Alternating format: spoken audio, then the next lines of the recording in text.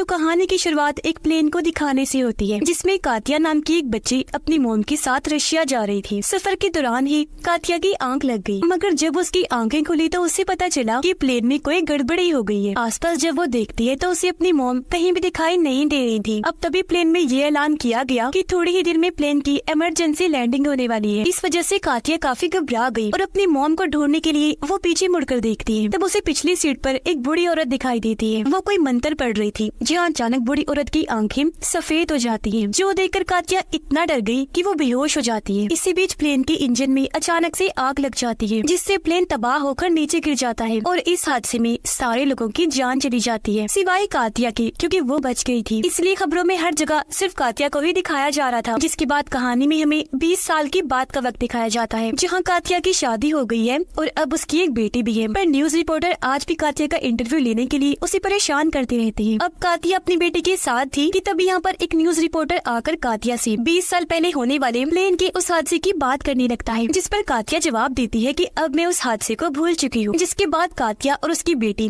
Airport पर चली गई, क्योंकि वो अपनी बेटी को उसके दादाजी के पास ले जा रही थी। प्लेन को देखने से लग रहा था कि इसमें ज्यादा मुसाफिर नहीं है। यहाँ कातिया की बेटी उसे कहती है, मामा मैं पिछली वाली सीट पर बैठना चाहती हूँ, जिस पर वो ये कहकर मना कर देती है कि नहीं बेटा, वो सीट हमारी नहीं है। प्लेन उड़ने से पहले कातिया और उसकी बेटी की मुलाकात एक रिपोर्टर से होती है। मौसम की खराबी का सुनकर कातिया काफी परेशान लग रही थी, तो रिपोर्टर उसे दिलासा देते हुए, तुम घबराओ नहीं, कुछ नहीं होगा, सब अच्छा होगा, खराब मौसम भी ठीक हो जाएगा। अब कातिया नोटिस करती है कि हमारी पिछली वाली रो में शोर हो रहा है। दरअसल वहाँ पर एक बूढ़ी औरत की तबीयत खराब हो रही थी, उसे घबराहट के दौरे पड़ रहे थे। उसे प्लेन में सफर करने से बहुत डर लगता था। अब कातिया क्योंकि दिमाग की डॉक्टर थी, इसलिए वो बूढ़ी औरत के पास जाकर उसे संभालती है। साथ ही वो उसे टेंशन खत्म करने वाली दवाई खिलाती है, जो वो खुद भी खाया करती थी। अब प्लेन की अगली रो में हम एक आदमी को देखते हैं, जो काफी बड़ा बिजनेसमैन था, जो अपनी 7 वाली रो की सीट पर एक लड़के को बैठा हुआ देखता है, जो एक आर्टिस्ट होता है और वो इस वक्त पेंटिंग बना रहा था। प्लेन अपनी उड़ान भरने के लिए आगे बढ़ता है। कातिया भी वॉशरूम में ही थी कि तभी उसे अपनी मॉम की आवाज आई। जैसे उसने दरवाजा खोला, वो एक घर में आ जाती है, जो दरअसल वही घर था जहाँ पर कातिया अपनी मॉम के साथ रहा करती थी। वो इस पूरे घर में घूमती है और जैसे घर से बाहर जाने के लिए दरवाजा खोलती है, वो फिर से उसी प्लेन में आ गई, जो देखकर कातिया काफी हैरान रह गई। आगे बढ़ने पर उसने देखा कि इमरजेंसी एग्जिट, बाहर जाने का रास्ता ब्लॉक है। इतनी ही देर में यहाँ पर एयर होस्टेस आ गई, जो किसी अपनी सीट पर बैठने का कहती है। जहाँ रिपोर्टर कातिया से ये पूछने की कोशिश करता है कि आखिर तुम इतनी परेशान क्यों हो रही हो, लेकिन वो उसकी किसी भी बात का जवाब नहीं देती। तब यहाँ कातिया की बेटी रिपोर्टर को उसके प्लेन वाले एक्सीडेंट की बात बताती है और अब कुछ ही देर में बादल लाल रंग के नजर आने लगते हैं। सबसे अजीब बात, प्लेन की खिड़कियों पर ढेर सारे हाथ आ जाते हैं। कातिया भी सो रही थी, जहाँ फिर से उसे सपना आता है। उसके सपने में अब हम छोटी कातिया को देखते हैं, जो बैठी अपनी मॉम के साथ खाना खा रही थी और ये वक्त प्लेन हादसे की बात का था। कातिया अपनी मॉम से पूछती है कि मेरी टांग पर जो निशान बना हुआ है, ये जल्दी खत्म हो जाएगा ना? उसकी मॉम ने जवाब दिया, पता नहीं बेटा, ऐसा भी हो सकता है कि कभी भी ना जाए,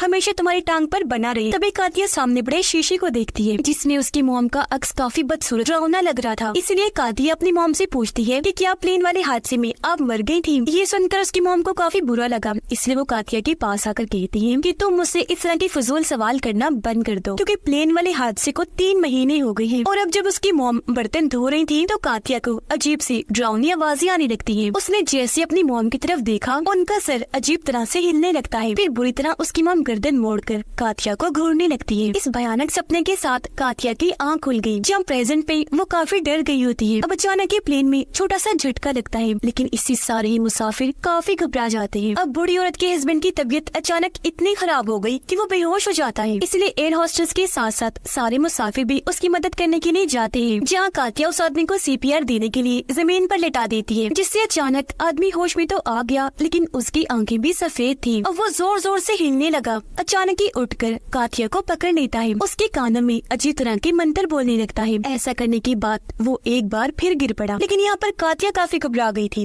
क्योंकि उसने फिर से सफेद आंखें देख ली थी, जो उसने बचपन में उस बूढ़ी औरत की देखी थी। इस बारे में वो सोच रही थी कि तभी उस रिपोर्टर के पीछे एक हाथ दिखाई देता है और वो गहरी सोच में चली गई, जिस दौरान ही बूढ़े आदमी की मौत हो जाती है।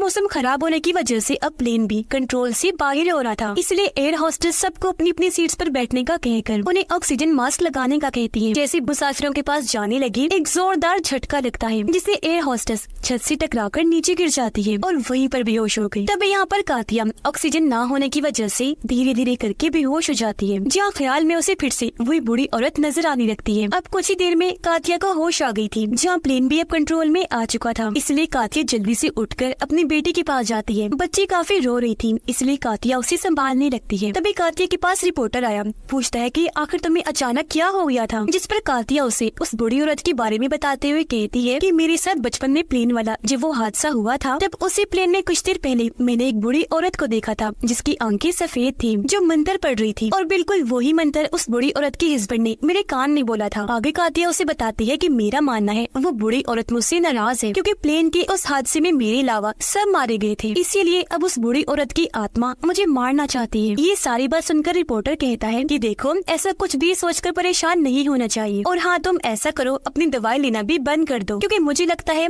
उन गोलियों की वजह से तुम्हें हेलुसिनेशंस हो रही हैं, यानी तुम्हें ऐसे ख्याल नजर आ रही है जिनका हकीकत से कोई ताल्लुक ही नहीं। इसके बाद कातिया अपनी बेटी के पास गई, जो एक प्लेन की ड्राइंग बना रही थी। ड्राइंग में उसकी बेटी ने रो नंबर 19 की भी सीट बनाई हुई थी, जिस पर ही वो जाकर बैठने की जिद कर रही थी, जिस पर वो साफ साफ मना कर देती है। अब कातिया को यहाँ पर ये लग रहा था कि प्लेन उड़ने से पहले क्योंकि मैंने अपनी मॉम की आवाज सुनी थी, तो इसका मतलब है कि वो मुझे किसी चीज के बारे में बताना चाह रही है, वार्न करना चाह रही है। अब बिजनेसमैन आर्टिस्ट को बताता है कि मैं पिछले एक हफ्ते से सफर कर रहा हूँ, अब मैं बस अपनी फैमिली के पास जाना चाहता हूँ, जो कहकर वो आर्टिस्ट को मोबाइल में अपनी फैमिली की तस्वीर दिखाता है। लेकिन वो आर्टिस्ट इतना अजीब था कि उस पर जरा सा भी ध्यान नहीं देता, बल्कि अपनी ड्राइंग्स बनाने में ही मसरूफ होता है। तभी हमने देखा कि आर्टिस्ट इस वक्त बिजनेसमैन की ड्राइंग बना रहा है। कातिया देखती है कि मेरी बेटी पिछली सीट पर देखकर किसी से बातें कर रही है, लेकिन अब जब कातिया ने उठकर देखा तो उसे पिछली सीट पर कोई भी बैठा हुआ नजर नहीं आता। अब पूछने पर कातिया की बेटी बताती है कि पिछली सीट पर एक लड़की बैठी हुई है, जो मुझे कह रही है कि तुम्हारी मॉम तुम्हें छोड़कर चली जाएंगी। जो सुनकर कातिया अपनी बेटी को गले लगाते हुए समझाती है कि मेरी जान, मेरी बेटी, मैं तुम्हें छोड़कर कहीं नहीं जाऊंगी। तब एयर होस्टेस आकर ये ऐलान करती है कि तूफान की वजह से प्लेन को नोवा में उतारा जा रहा है। ये दरअसल वही जगह थी जहाँ 20 साल पहले कातिया अपनी मॉम के साथ जा रही थी। अब यहाँ कातिया को एयर होस्टेस पर शक हो रहा था, क्योंकि उसने बूढ़ी औरत के हस्बैंड की मौत के बारे में जाकर पायलट को नहीं बताया था। कुछ देर के बाद हमने देखा कि बिजनेसमैन की सीट के नीचे एक सिलेंडर लीक हो रहा है। अब तभी बिजनेसमैन अपनी सिगरेट निकालकर जलाने लगता है। उसे देखकर कातिया सारी बात समझ गई, वो घबरा गई, फौरन उठी ताकि उसे रोक सके, लेकिन तब तक काफी देर हो गई थी,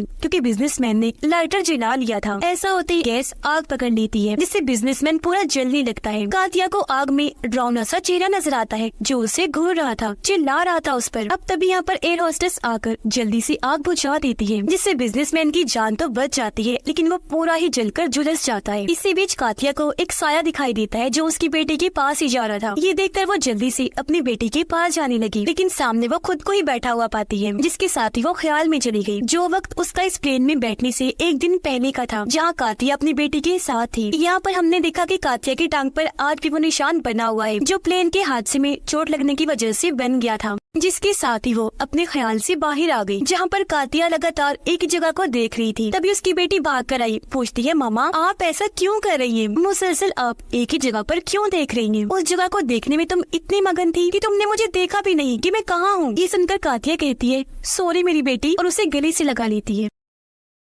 रिपोर्टर कातिया के पास आकर बताता है कि बिजनेसमैन की हालत और ज्यादा खराब हो गई है, तो जल्दी आओ, उसे तुम्हारी मदद की जरूरत है। उसकी नजर भी आर्टिस्ट पर पड़ जाती है, जो अभी भी अपने काम में मगन था। जल्दी जल्दी में वो कुछ लफ्ज बोलते हुए ड्राइंग बना रहा था। उसका ऐसा बर्ताव देखकर कातिया अब और परेशान हो जाती है, इसलिए वो आर्टिस्ट पर चिल्लाने लगी, पर इससे भी उसे कोई फर्क नहीं पड़ा। मगर कातिया को ऐसी परेशान देखकर रिपोर्टर उसके पास आकर उसे संभालता है। अब बिजनेसमैन किसी तरह हाथ आगे करके अपने फोन तक पहुँचने की कोशिश कर रहा था। ये देखकर आर्टिस्ट उठा और फोन लेकर बिजनेसमैन को दिखाने लगता है, जिसमें बिजनेसमैन की फैमिली की तस्वीर थी। दरअसल बिजनेसमैन मरने वाला था, पर अपने आखिरी वक्त में वो अपनी फैमिली को देखना चाहता था। फैमिली को देखते ही उसे सुकून मिल गया, वो मुस्कुराता है और इसी के साथ उसकी जान चली जाती है। कुछ देर के बाद कातिया आर्टिस्ट के पास आकर उससे माफी मांगती है कि मैंने तुम्हारे साथ ऐसा बर्ताव किया, उसके लिए माफ करना। तभी कातिया नोटिस करती है कि बूढ़ी औरत अपनी सीट पर नहीं बैठी हुई। तभी उसे याद आया कि हाँ, बूढ़ी औरत तो काफी वक्त पहले वॉशरूम गई थी। उसे ये बात बात काफी सता रही थी कि अभी तक वो वॉशरूम से वापस नहीं आई। तो टेंशन में आकर कातिया वॉशरूम के दरवाजे को जोर जोर से पीटने लगती है। ये देखकर एयर होस्टेस को लगता है जैसे कातिया का दिमागी तवाज़ुन ठीक नहीं है, तो वो उसे फिर से सीट पर जाकर बैठने का कहती है, पर वो नहीं मानती, अभी भी दरवाजा खोलने की जिद करती है। इसलिए एयर होस्टेस जल्दी से दरवाजा खोल देती है, लेकिन अंदर कातिया को बूढ़ी औरत नहीं मिलती। अब जब कातिया बूढ़ी औरत के हस्बैंड के पास खड़ी थी तो वो देखती है कि अचानक ही उस आदमी की आंखें खुल गई हैं, जो अभी भी सफेद है,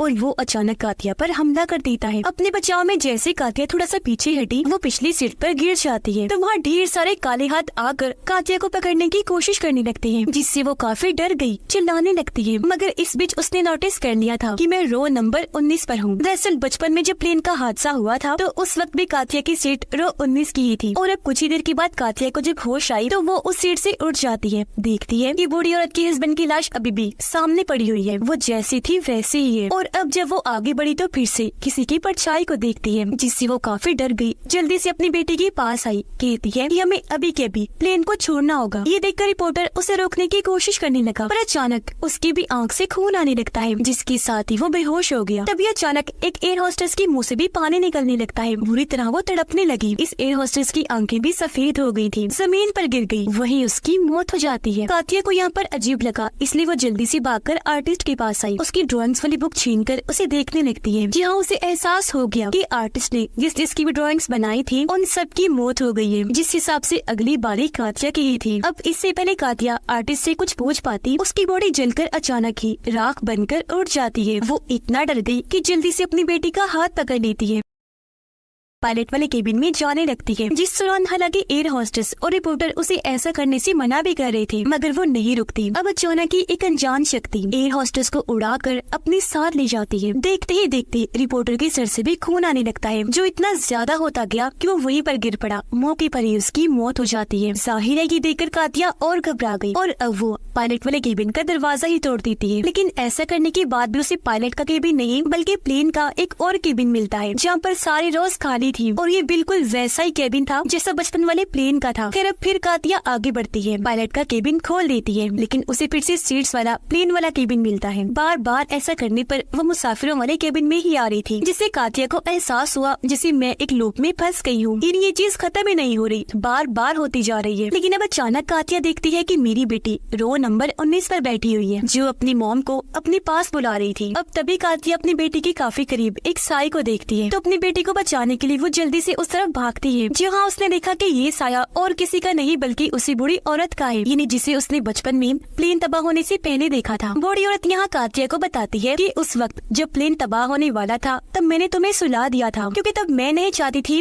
कि तुम्हारी या तुम्हारी माँ की जान चली जाए। लेकिन प्लेन के उस हादसे में तुम्हारी माँ की मौत हो गई थी, इसलिए अब मैं चाहती हूँ कि तुम पास्ट माजी में जाकर प्लेन के उस वक्त हादसे की चीजों को जाकर ठीक करो। ऐसा कहती वो बूढ़ी औरत कातिया को अपने जादू से आजाद कर देती है, यानी कि अब कातिया की किस्मत उसके अपने हाथों में थी। खैर अब हमने देखा कि कातिया वापस अपने माजी के उस वक्त में आ जाती है जब प्लेन का हादसा होने वाला था। यहाँ पर वही सारे मुसाफिर बैठे हुए थे जो प्रेजेंट टाइम में भी कातिया के साथ सफर कर रहे थे। बूढ़ी औरत और उसका हस्बैंड इस वक्त कातिया की पिछली सीट पर बैठे हुए थे। तभी बूढ़ी औरत के हस्बैंड को दिल का दौरा पड़ा, इसलिए कातिया की मॉम उसकी मदद करने के लिए जाती है। यानी कि प्रेजेंट टाइम में जैसे जैसे कातिया ने लोगों की मदद की थी, ठीक वैसे ही पास्ट में कातिया की मॉम भी उन सब की मदद कर रही थी। प्रेजेंट टाइम में कातिया की बेटी उसे रो नंबर 19 पर बैठने का कह रही थी, ताकि कातिया और उसकी मॉम पास्ट में अपनी जान बचा सके। जहाँ सिर्फ कातिया बच गई थी, लेकिन उसकी मॉम मारी गई थी। जिसके बाद कातिया एक बार फिर से अपने पास्ट में चली जाती है जब वो बच्ची थी, जहाँ हमें प्लेन की तबाह होने वाला वक्त दिखाया जाता है, जो सीन हमने शुरुआत में भी देखा था। खैर यहाँ पर कातिया की माँ बेहोश हो जाती है। तब किसी तरह कातिया अपनी मॉम को खींचकर रो नंबर 19 पर लाकर लिटा देती है, जिसके बाद प्लेन तबाह हो गया और इसमें सारे ही लोग मारे गए सिवाय 2 के, और वो थी कातिया और उसकी मॉम। और इसी के साथ ही इस फिल्म की कहानी यहीं पर खत्म हो जाती है।